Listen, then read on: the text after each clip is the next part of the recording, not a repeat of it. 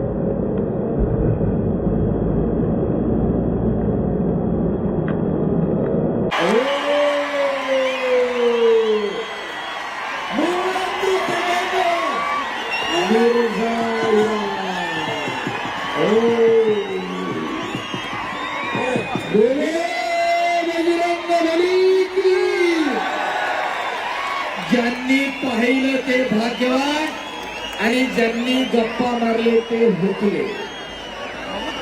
ಅಲ್ಲ मिर्झा इरा ನಾನು ಹೇಳಿದ್ದು